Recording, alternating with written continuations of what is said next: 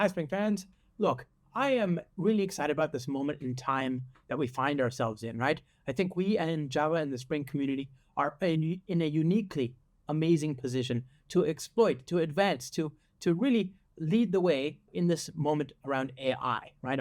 Artificial intelligence. So today we're going to talk about how you can build production-worthy agentic cloud-native services with Spring Boot, Spring AI, and of course, Cloud Foundry. My name is Josh Long. I'm on the Spring team and I'm a Spring developer advocate. And of course, I'm going to be showing you a lot of content produced in joint collaboration with my friend, my colleague, the leader of Spring AI, Dr. Mark Pollock. About me, my name is Josh. As I said, I'm online. If you want to ping me, you can see my email there. I've got a little YouTube channel there. You might join me for that. It's fun. And of course, the code is here. So if you want to follow along and play the home game, don't hesitate to grab that code and do so. So let's talk about AI just briefly here. You can see that AI is not a new thing, right? Obviously, AI broadly refers to a number of different things. And, we've seen people in computer science talking about artificial intelligence as far back as the 50s. By 1997, we get machine learning and, learning from existing data to inform and make decisions and predictions. Nowadays, that kind of stuff, the domain of recommendation engines and the like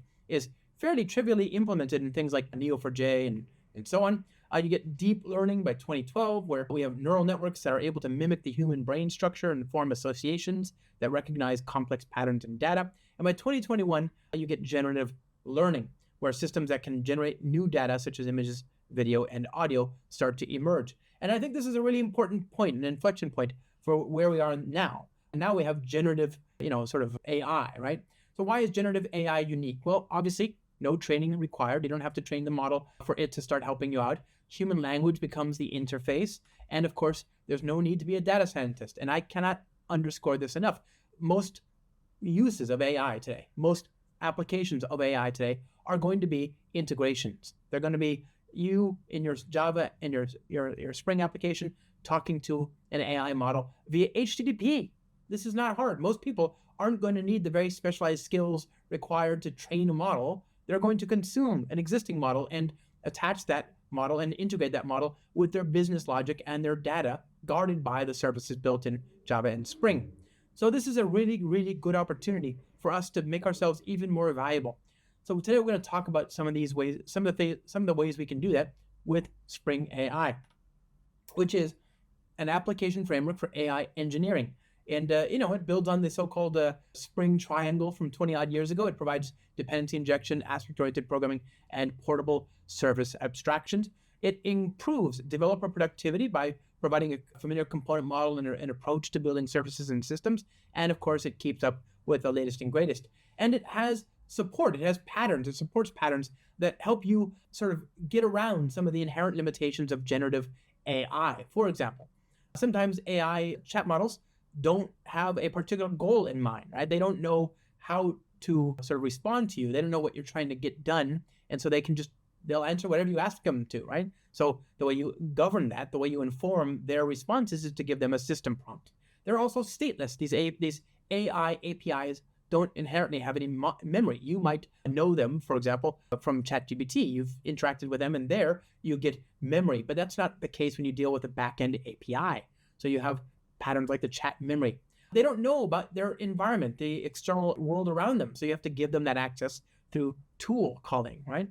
They don't know about your data. Again, as omniscient as these models sometimes seem, they still don't know about your proprietary organization database, right? So you have to give them information on that data via prompt stuffing. And of course, one way you can sort of reduce the amount of data you stuff in that prompt is to use vector stores and the pattern called RAG, or Retrieval Augmented Generation. And finally, they just want to talk. So we use evaluations to make sure that what they've talked about is actually what you wanted, right? Think of this as like a test to validate the output from these models, because they'll keep talking even if in some cases they don't know what they're talking about, right? They'll hallucinate responses that sound plausible but just aren't. The big picture for the Spring AI ecosystem is that it's a project in the Spring portfolio along with so many other projects, and it builds upon, where appropriate, other modules in the Spring ecosystem. It builds upon Spring Boot, for example, and Spring Framework, and it integrates naturally with a number of other projects. But within Spring AI itself, you have support, for example, for vector stores and various models, the embedding model, the chat model, image model, transcription model, etc. And you speak to those models like the chat model, via a chat client. Okay. So what are we going to look at today? Well, I wanted to have some sort of domain that would be plausible, that would be easy to approach, that we could dive right into fairly quickly. And I thought, well, we could look at the old Spring Petclinic. Now, this is a fairly well-known example. It's a sample application built 20 odd years ago, but it's not that old. You can see, in fact, that it was updated just recently, four days ago. And it's updated all the time, and it's a demonstration of the moving parts of a typical Spring-based application. Fine, I like this, but I think it's a little too much, right? I think there's too many things going on, and I want to focus on something simple, but I do love the domain. I mean, come on, who doesn't love the domain? The domain of animals, pets, dogs, cats, that kind of thing. And I love animals. I mean, who doesn't love animals? I love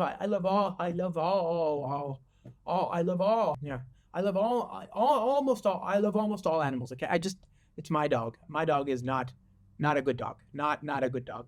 My dog's name is Peanut, and he's the worst, the absolute worst dog. He does not know how to dog. He never learned. He's oblivious to dogginess. But he's ours, right? And we keep him for 3 bedrock reasons. One is, look, even terrible dogs like my dog Peanut deserve a loving home, and so that he shall have.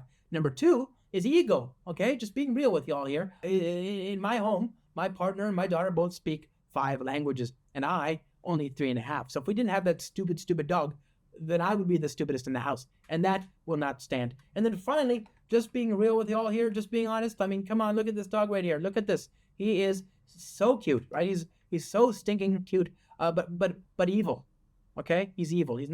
It's pure malice. He's cute on the outside, malevolence on the inside. And so that dog, not a good dog. He reminds me of another dog about which I learned during the pandemic, named Prancer. And Prancer's owner at the time was trying to find a new home for this dog, and so she put out this hysterical ad that went viral in the pandemic in 2021. And she says, "Okay, I've tried for the last several months to post this dog for adoption and make him sound palatable.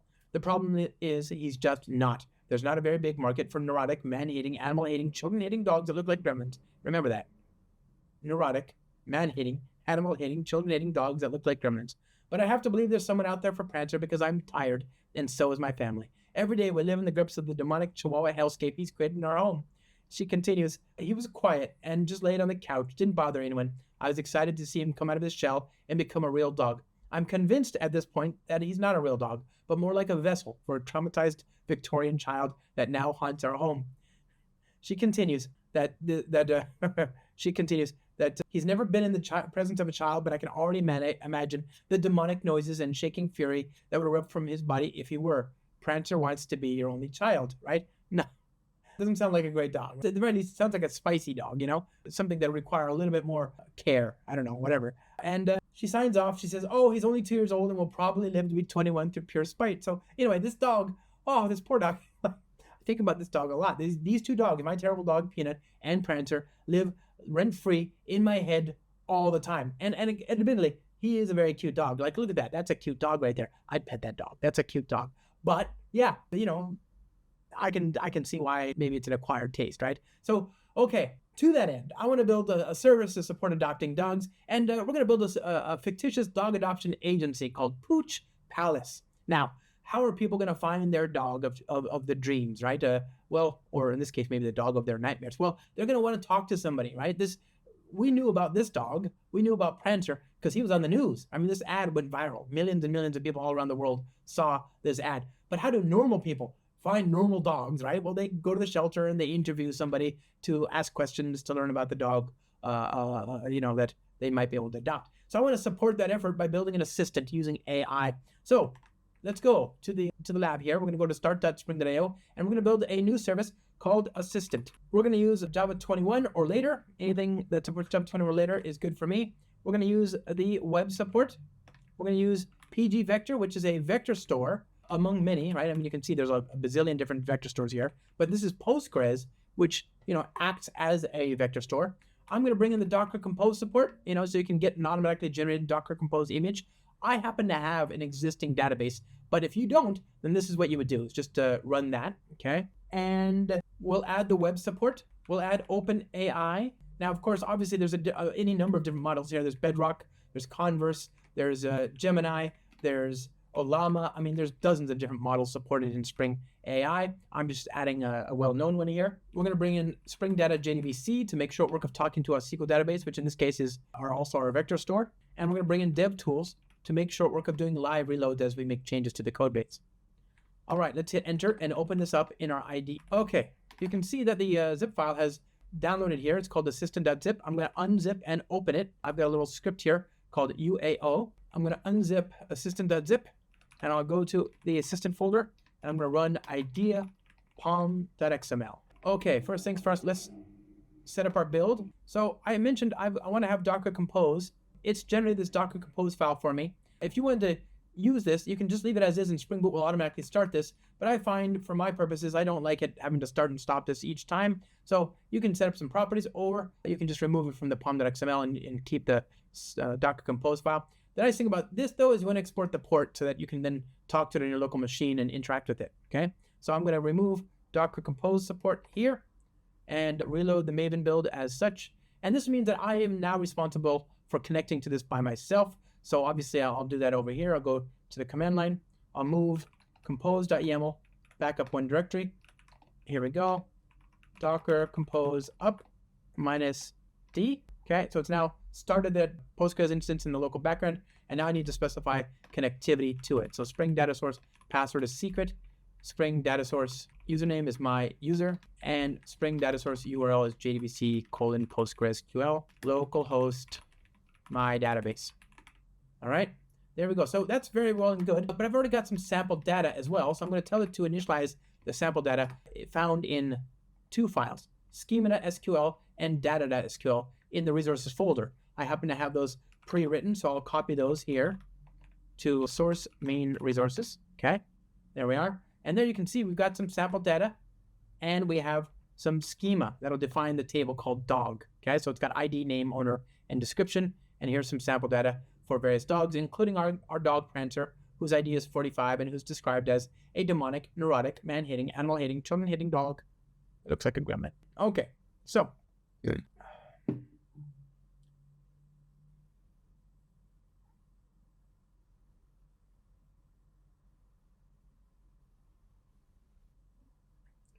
Okay, so that's our application. What are we going to do? Well, we're going to build our AI assistant to help people find the dog of their dreams. And we're going to do that by talking to an AI model, which I'm going to be using OpenAI. But as I mentioned before, you can use anything you want.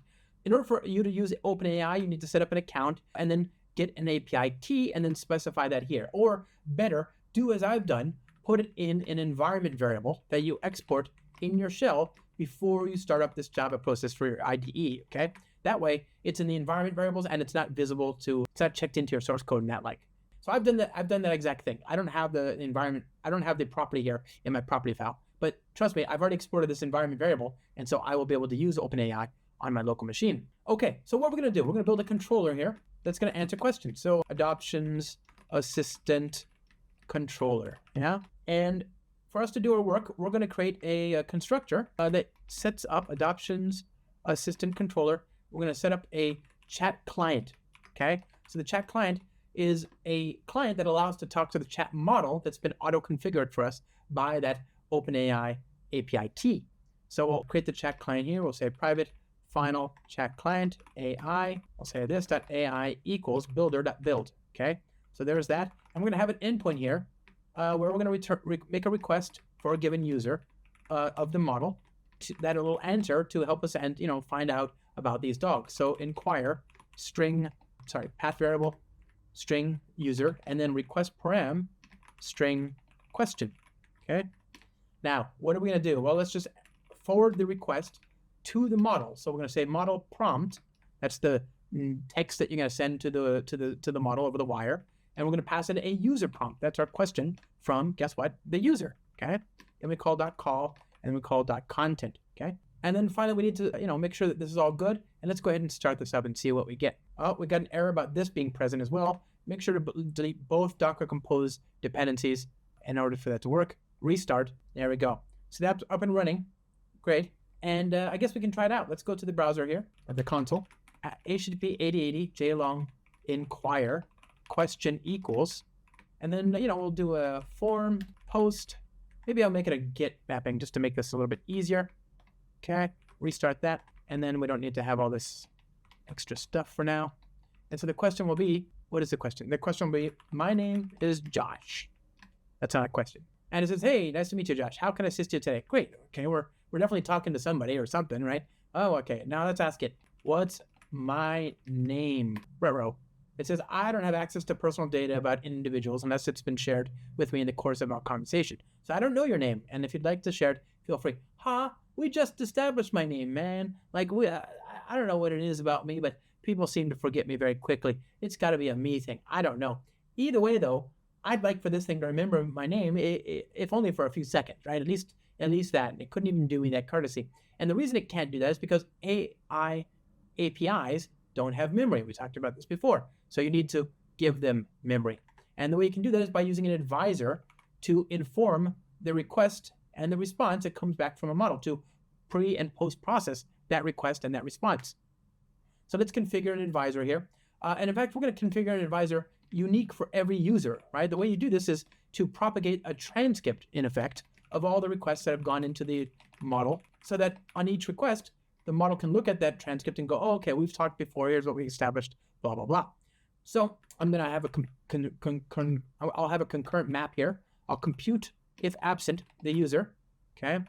And I'll say and then I'll say compute if absent you prompt chat memory advisor, okay?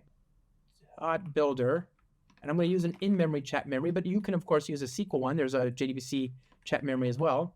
And let's see. Oh, this is supposed to be prompt chat memory advisor. All right, good. So there's the advisor, and now I'm going to specify that here on the call site. So advisor. Okay, I'm going to call this. Maybe I'll call this memory advisor because that's a little bit better with names. So now, if we go over here and we say, my name is Josh. Okay, what's my name? Your name is Josh. It's remembered, right? So that advisor kicked in, and it's helped us to keep track of where we are in the conversation. So now let's start asking about dogs, right? We want to help find our dog Prancer. So, do you have any neurotic dogs? I don't have the dogs, but neurotic behavior in dogs can be quite common. If you're looking for tips on how to help a neurotic dog or want to share more about a specific situation, feel free to let me know. Okay, so clearly not what we wanted, right? It's well-intentioned enough. It's trying to help us deal and manage and work with a neurotic dog, but we're trying to adopt a neurotic dog. We haven't even gotten that far yet, right? And it doesn't understand that yet. It doesn't understand the context. It doesn't know what we're trying to do here. So we need to inform that response by giving it a system prompt, which we can use to inform the overall sort of behavior of the model in terms of our requests, okay? So I happen to have a system prompt over here, cat desktop. I happen to have a system prompt, so I'll copy and paste that into the code. Okay, there's our system prompt, and we're going to configure that here. We'll say system. Okay, now let's look at what that prompt says. It says, you are an AI-powered assistant to help people adopt a dog from the adoption agency named Pooch Palace with locations in Antwerp, Seoul, Tokyo, Singapore, Paris, Mumbai, New Delhi, Barcelona, San Francisco, and London. Information about the dogs available will be presented below. If there's no information, then return a polite response suggesting we don't have any dogs available. All right, let's try it out. So, do you have any neurotic dogs? I'm sorry, but I don't have any specific information about neurotic dogs available for adoption at Pooch Palace. If you're looking for a particular type of dog or behavior, please let me know and I can assist you further. Great, right? I mean, it's not great. We still haven't found Prancer, but it's better than before, right? You might even be forgiven for thinking that you are talking to an actual person sat behind a terminal that, for whatever reason, is unable to bring up the sort of catalog or dogalog of inventory, okay? So what we're going to do is modify this so that it has access to our data. Well, what data? Well, remember, we have this SQL database running off in the background there. So click on this, click test connection, hit OK, hit apply. And if you go over here now, you'll see we've got this table called dog, right? And this dog table has 18 records. This is from the SQL data. And here's our dog, Prancer. His ID is 45. His name is Prancer. And he's a demotic, neurotic, man-hating, animal-hating, children-hating dog that looks like a gremlin. So we want to make sure that this data is available to it. The problem is that this data, I could send all of it. Again, we talked about this before, but you don't really want to send all the data. You want to find only the data that might be germane to the query. In this case, I've only got 18 records. So sure, not a big deal. But if you have a million records, then things get a little bit more complicated, okay? There is a dollars and cents or a CPU complexity or both cost associated with every interaction with a model. You could send a very, very small request and then get a very large response, in which case the cost is exorbitant. Or you send a large request and get a small response, in which case the cost is exorbitant. Or you send a large request and get a large response, in which case, either way, avoid if you can, right? You want to send less. Less is more here. So we want to send only the results that might be germane to our query. So we want to get the data and put it in a vector store and use that vector store to sub-select upon the possible dogs. I happen to have a vector store table here, so I'm going to delete it, and then you can see what's going to happen. I'm going to tell Spring AI's PG vector store integration to initialize the schema for me, which will, in effect, recreate that table. Now, we're going to put some data in that vector store here. Okay, so we'll say application runner, initialize vector store initializer. Okay, and we're going to use the vector store, which is an implementation of the Spring AI interface, and we're going to use a repository. Well, we don't have a repository yet. We're going to use Spring data. So let me create a domain model here, int string name, string owner, string description. Okay, that'll be our entity using Spring data JDBC. And we'll create a repository, dog repository, extends list of CRUD repository, managing dog, his primary keys of type integer.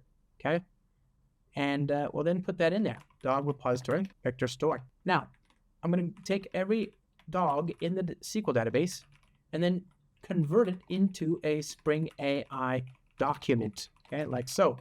And I'm going to write just arbitrary data. It's as long as it's consistent from one request to another, it doesn't really matter what you put in there, right? So I'll put an ID name and description. There's no schema, is I guess what I'm going to say, right? It's just going to be dog ID, dog.name, dog.description, and we'll then write that out to the vector store. So list.of document, okay? Now this is a document for dogs, so obviously this should be called a document. Okay, very good. Let's initialize that. And there's my initializer. We don't want to run this initializer every single time. We just want to run it the very first time the program starts up. So let's do a little check here just to make sure we don't reinitialize it, because this is complex. It's costly, right? It takes time. So I'll have a little guard. I'll say, let's check the SQL database using the JDBC client here, .builder, whatever. So we'll say db.sql select count all from vector store, right? And we want to say query, and we want to map that result into an integer and get a single response back. Okay, there's that. And we'll say var count of vector store rows equals that. Okay, should equal 0, or it does not equal 0, then just return. Don't bother running this again. Otherwise, then run this initialization code. Now, where do we get this JDBC client? Well, that'll be a Spring Bean that we'll define over here. So bean JDBC client, JDBC client dot builder. Oh, we don't need the builder, so we'll say return JDBC client dot create, passing in the data source. Good. Okay, so let's go ahead and restart the application and see if that changes the behavior of our request or the values that we get back from the response. And there's this. So you can see in the console here in the output, it's initializing. If you refresh this table, there we go, vector store. How many rows do we have? We've got 18. All right, let's try now. So do you have any neurotic dogs? I'm sorry, but so it doesn't know about the dogs yet. That's because we have to tell the chat client now then through an advisor to go into the vector store and search for any germane results. And we can do that by using an advisor provided by Spring AI, but we have to add that dependency here. So let's do that here, dependency, Spring AI advisors vector store. So it's org Spring Framework AI, reload this, and then restart. So now, go back over here. Do you have any neurotic dogs? Okay, still, we don't know yet, because we haven't, now that the type is on the class path, we can finally make it available here. So we'll say question answer advisor, default advisors advisor, okay? And we're gonna configure that as a bean. Question answer advisor, question answer advisor. I'm going to need to point it to the vector store, and then that's that. There we go. Yes, we do have a neurotic dog available for adoption. Meet Prancer, a demonic neurotic dog that is not fond of humans or animals, including children. If you're interested in learning more about Prancer or any other dog, feel free to ask. Boy, am I. I mean, this sounds like a great dog, right? So what I want to do is, I think any red-blooded human being would do next is adopt this dog, right? This dog is in clear need of a loving home. So that's the next thing we want to support. And we want to give this model access to our business logic, our tools, to allow it to do this, to schedule an appointment to come and pick up this cute dog. So let's do that. We're going to build a scheduler, patent pending proprietary algorithm for scheduling pickups for dogs, right? And we're going to create a method here called schedule. It's going to take as its parameters the dog ID and the string dog name. And we'll return, let's just say, the instant when they can come and pick up the doggo. Okay, so chrono unit days, and then we'll say .toString. And that'll be 3 days from now, right? It's a constant there. And I'm going to print out scheduling dog ID for pickup. Actually we'll do a / there for pickup on, and we'll do var I, and we'll return I. Okay. Now this is going to be a method. It's going to be a tool. I need to tell Spring AI to discover this tool, to know about it. So I'll annotate the method with the description here. Schedule an appointment to pick up or adopt a dog at a Pooch Palace location. Okay. And I need to describe the parameters there that can be expected to be passed in there. The name of the dog, tool param, description, the ID of the dog. Yeah, so straightforward enough, right? We're just telling the AI model using human language inputs what the shape of this method looks like and what parameters it is expected to take. Now, how does our model know what to do? Well, we need to give it access to this bean, the scheduler that has tools exported on it, right? And we do that here. We say default tools scheduler. So now we can say, do you have any neurotic dogs? Okay. And we can now say, fantastic. When can I pick up Prancer from the San Francisco location? And it says you can pick up Prancer from the San Francisco location on April 28th, 2025. Today, it's the 25th. Okay. So that's worked, right? And you can actually confirm as much by seeing it's printed out there on the console. This is great. I've given it access to both my data and my business logic, and it's worked really easily, right? It's pretty natural to do this, but there are so many other things I might want to connect it to. I wish I could give this model a way to access my services and my algorithms and my business logic, as well as that of others. If only there were some way to centralize this logic and make it accessible to all AI initiatives within the organization. Well, there is. It's called Model Context Protocol. Model Context Protocol is a specification launched by Anthropic last year, November of 2024. It's a way to connect AI models to different data sources and tools. It supports interoperable, network-based, and local host, process-to-process based, bi-directional communication. It allows you to export tools, which is what we're interested in, as well as resources, prompts, and sampling. And you can learn more about it at the specification.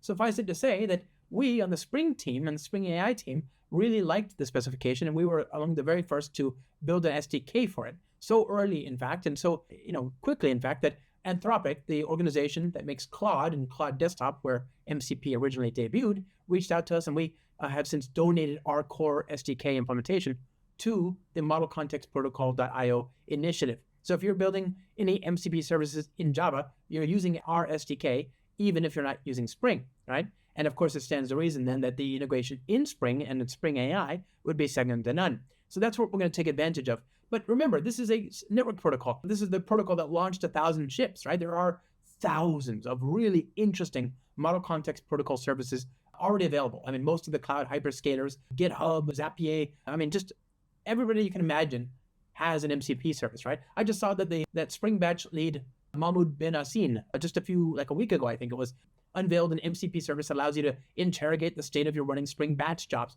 That's brilliant. That's a really cool thing. I can't wait to use that. And there are so many different MCP services in so many different languages, and you can consume them all from your Spring AI application, that there are directories of MCP services. And in fact, just this last week, I saw a directory of directories of MCP services, right? It's a Cambrian explosion if ever there were one. And this is a really, really exciting possibility because increasingly the user interface for your business functionality and your logic and all that is not some React component. It's a model, a chat model, right? You want to be able to talk to it in human language text, like Star Trek, right? Computer, fill out this report. Okay, get right on it. Computer, build a new Git repository and give me permission to it, right? That kind of stuff. We live in an amazing time. So what I want to do is to extract that scheduling logic into a specialized scheduling service and export it via MCP and consume it from my AI application. Let's do that now. We're going to go back to the lab again. Here, I'll go to start.spring.io, and I'm going to build a scheduler service. Okay, web MCP server, and hit enter, and go back up here, and then I'm going to do unzip scheduler.zip, cd scheduler idea pom.xml. And in the scheduler, I'm going to take the code that we just painstakingly labored over, this assistant, and extract it into this. I'll cut and paste it. And I'm going to tell the scheduler to export it for consumption as an MCP tool, like so. All right, so there's that. And I'm going to run this in port 8081. Okay, 8081.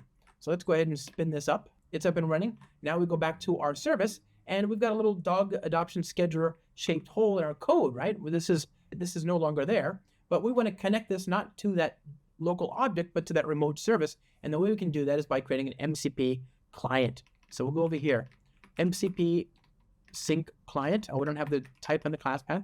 Go back over here. We're going to add a dependency, MCP client. There it is. Add that. Hit OK. Do the reload. Restart the JVM. Okay. Now, MCP sync client. Okay. Client. And we're going to say new sync client. All right. Now, where does this bean come from? Well, we need to define that as well, like I said. So we'll go back over here. Bean MCP sync client. Okay. This doesn't need that. And then we say var MCP equals MCP client dot sync HTTP, and it's going to look for a MCP client transport, and that'll be HTTP. It'll be HTTP client SSE client transport. So HTTP client SSE client transport dot builder, passing in the base URI. Actually, that base URI, maybe we extract that out as a value. I'll extract it out from this environment variable called adoption scheduler host. If it's there, I'll use that. Otherwise, I'll use localhost 8081. I'm going to just inject that as the host, and we'll use that to inform the value that we give it here. So HTTP plus host. Okay, and we're going to build that right there. No problem. You can actually extract that out if you like. Transport var, and then we turn MCP after we've initialized it. So MCP initialized, great.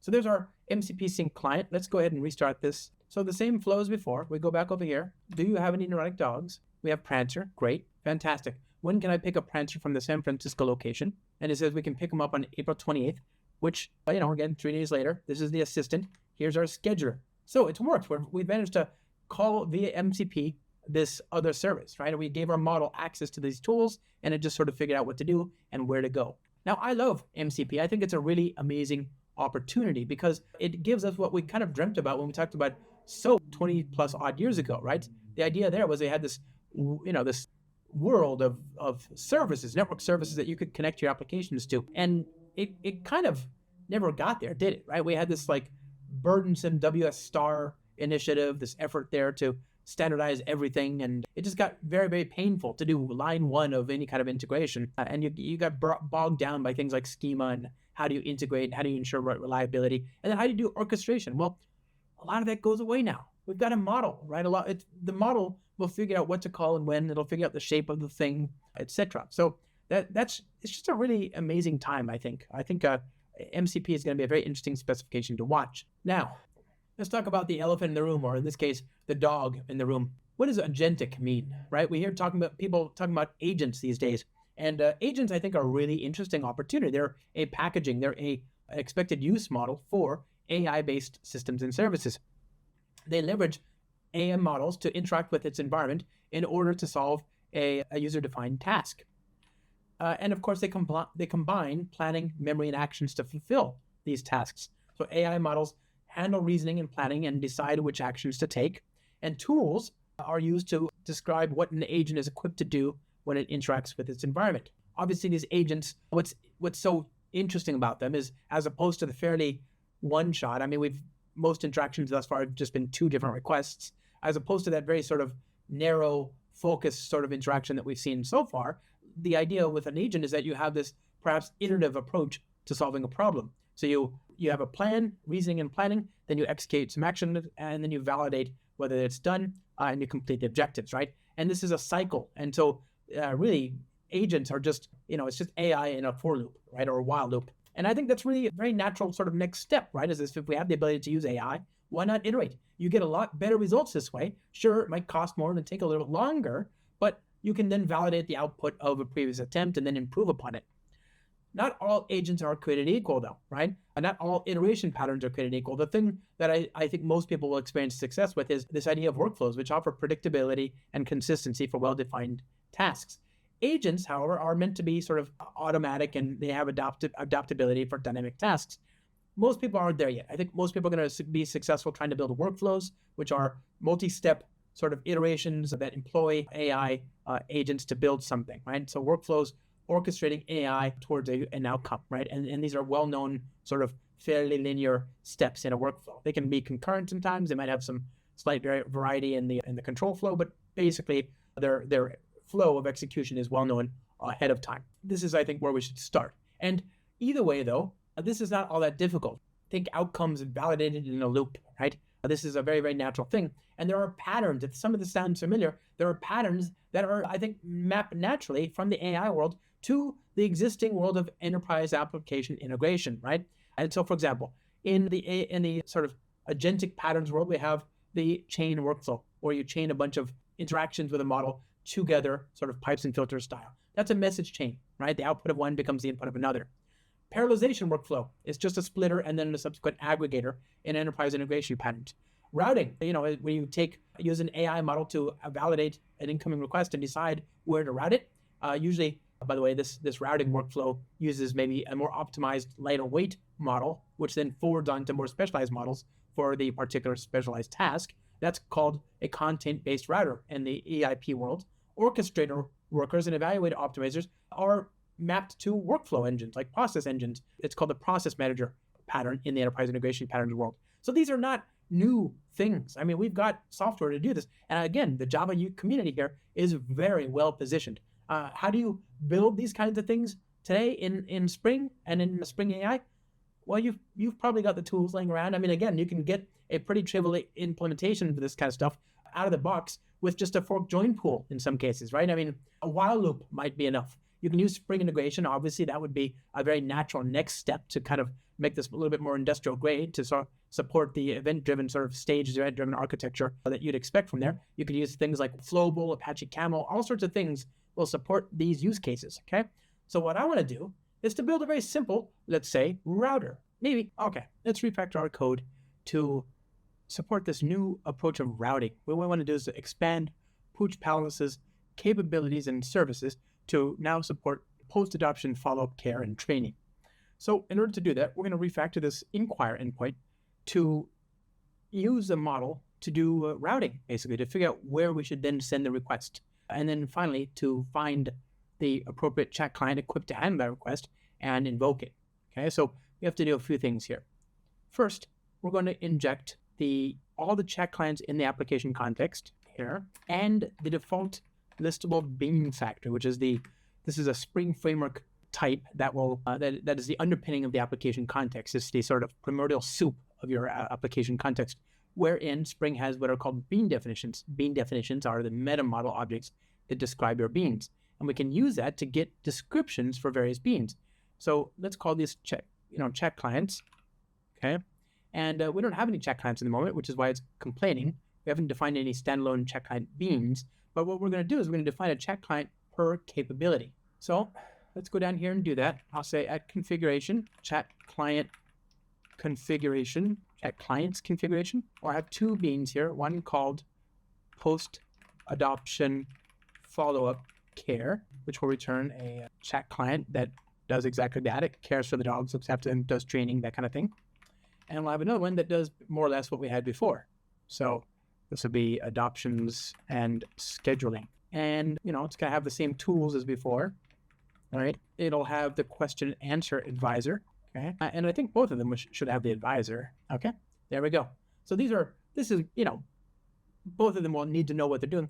We also want them both to have a system prompt telling them exactly what their overall form and function is. So we're going to extract this out into a global system static variable prompt thing. Okay. So static final string global prompt equals this, and we'll just get rid of that. Okay, there we are. There's our global prompt, and we'll use that to give these all a system prompt later on. Okay, so we'll use these all to give them a system prompt, like so.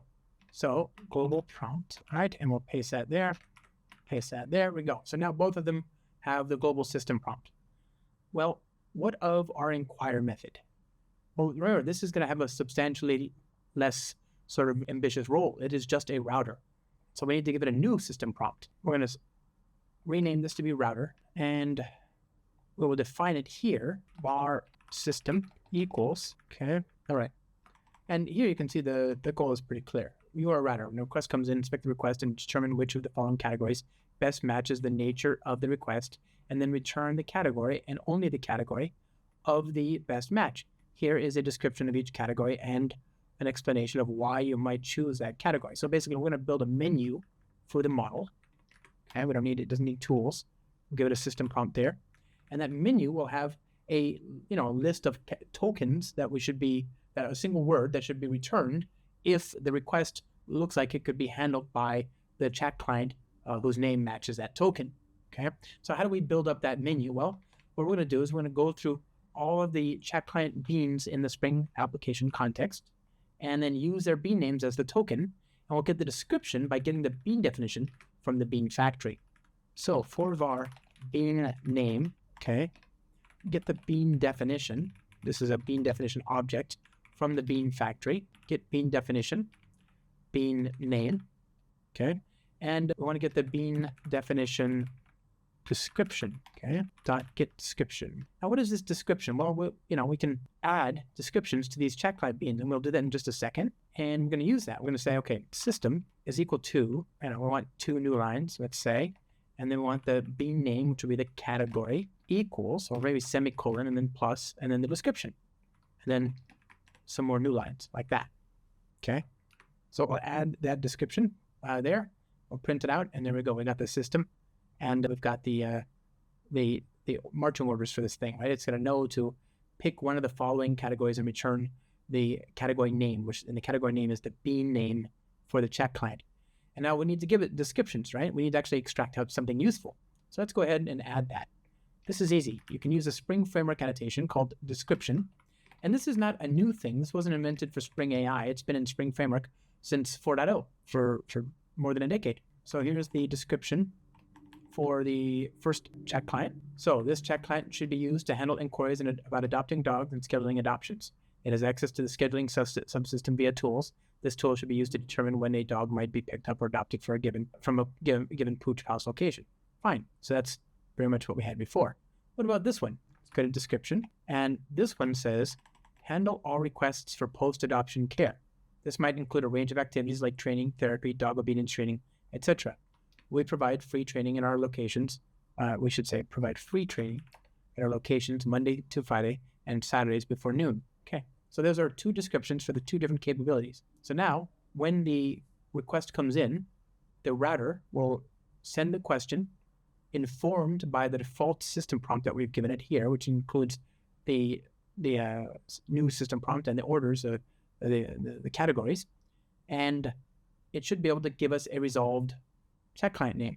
So we'll say resolved chat client equals this dot router dot prompt dot call dot content. We want to give it a user prompt, which is the question, and then give it so let's try that out, just that by itself. If we've done it correctly, we should be given back the name of a bean that we can then invoke and forward the request to. So let's try it out.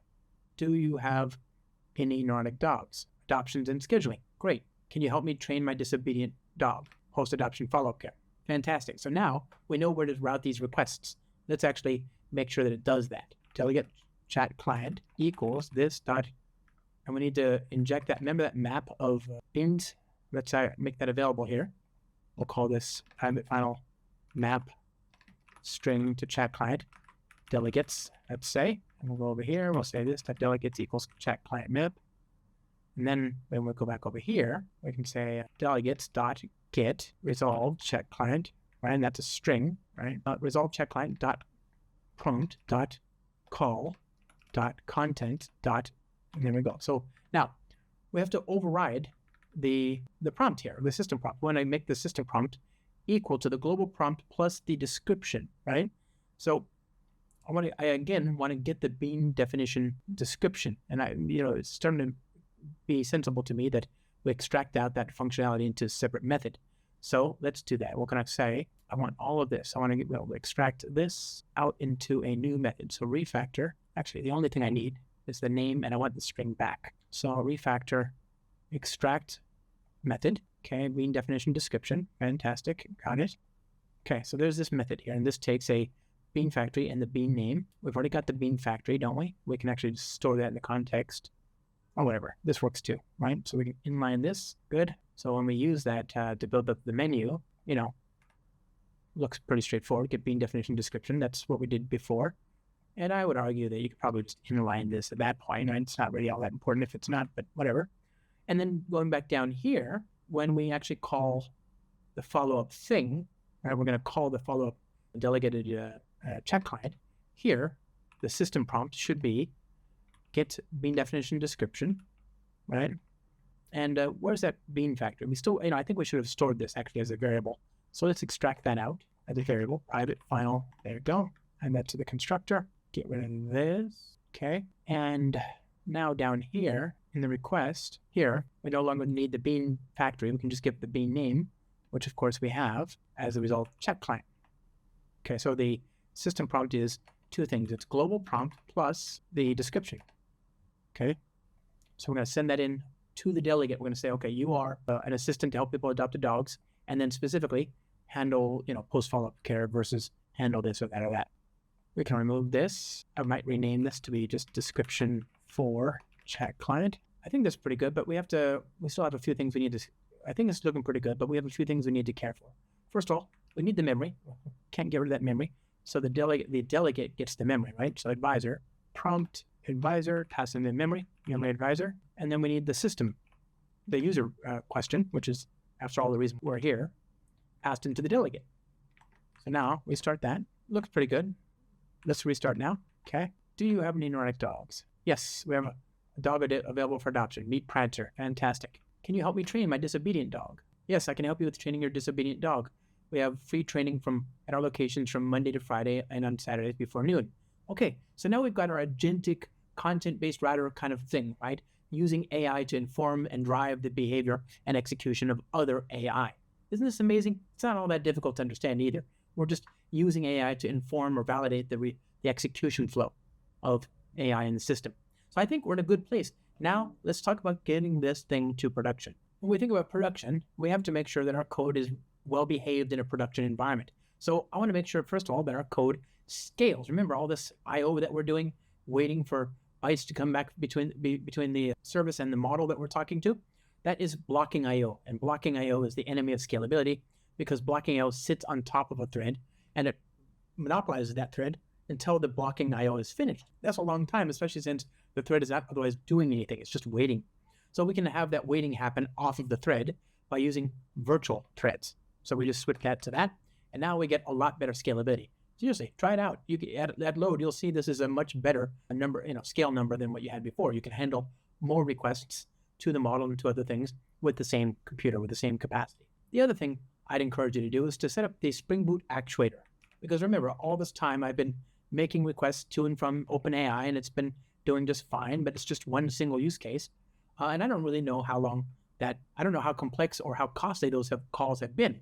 So I'm going to use the actuator to export information about my application. I'll say health show details always. Okay, let's go ahead and restart the application with the actuator in place. And I've done maybe something you shouldn't do. You should be a little bit more rigid. I've exported everything. So now let's go here, localhost 8080 actuator. I'll drive a request there. Let's go back to this now. Refresh. You can see we've got a lot of interesting stuff here. The usual stuff, but still, you want your health indicator, for example. Your health indicator tells you whether your file system's good, your components you've got. You've also got the metrics endpoint. And here, you can see Gen AI client token usage. So we go here, put that in. You can see that we've got a lot of information. How many counts have been made, how many tokens have been used, the embeddings, the response model, all that kind of stuff is now visible here. What kind of backend system am I using? OpenAI. etc. So this gives me the ability to keep an eye on my consumption. Okay, so I've got now a scalable, observable system, and I think it's time to get this thing to production. Production for me is Cloud Foundry. I love Cloud Foundry. Let's log in, enter my username and password. Production for me is Cloud Foundry. I love Cloud Foundry. I happen to have an instance here. Let's see what that looks like. So basically, if you want to connect, right? I'm already connected here, but I've got a space, and in that space is called Beautiful AI, and I want to connect my CLI to that. I go here. You can see I've got a bunch of applications running already. We can see the settings here. Got information about what's going on in my application. I've got tools.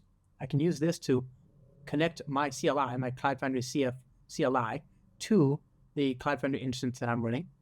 And if I want to push an application, I can say CF push, and usually, thanks to the magic of build packs, it'll figure out how to push the application. But I've got two manifest.yaml files that I wrote for my scheduler and for my assistant, and I want to deploy those to Cloud Foundry. Now, you can see I have already got them running. So what I'm going to do is I'm going to, on the command line, delete them. I'll say CFA, that says CF all. I'll say CF delete -F adoptions assistant, CF delete -F adoptions scheduler, and we're going to redeploy these applications. If I say that, I do this now, see there's no more applications here. So I need to deploy them, and I want them to have everything they need. Well, I've also got these services, and I want to I want to reuse these services. So here's my adoptions Postgres, right? You can create these services as well. You can go here, say add service. Maybe I want an auto scaler. What I'm using is the Gen AI on Tanzu platform. This is a proxy. It's a middleware that provides integration with a wide range of generative AI models via an API proxy. I've also got Postgres on demand, which I can use for my PG vector support. And I've got a bunch of other cool stuff as well, like single sign-on, Spring Cloud Gateway for proxying. I've got Spring Cloud Config Server for centralized configuration. I've got Redis for key values and all that kind of stuff. Just all sorts of good stuff, right? You can click on this. You can say chat dev or text embeddings or whatever you want. And you select a plan and it'll create it for you. But I've already done that. You can see I've got adoptions PG vector. I've got adoptions chat. Maybe I don't need these other ones. I've got a bunch of them actually, it looks like. But I'm going to use adoptions embedding, adoptions chat, and adoptions PG vector. Okay. So you know what? Let's just to keep it simple, now that I've got these, I'm going to bind my application to them and deploy. So let's copy some manifest files to my folder here, to my deployments. Okay, so here's my scheduler and here's my assistant. I'm going to paste manifest.yaml for the assistant here. I've already pre-written this. You can see it's adoptions assistant. The path of the thing I want to deploy is in the target directory. And I'm telling it to use Java 21. I'm telling it this is the DNS I want for the scheduler. Remember, the MCP service is going to point to a scheduler. I've got an environment variable there. These are environment variables that will be set up in my application. This will inform the build pack, which is going to containerize the application.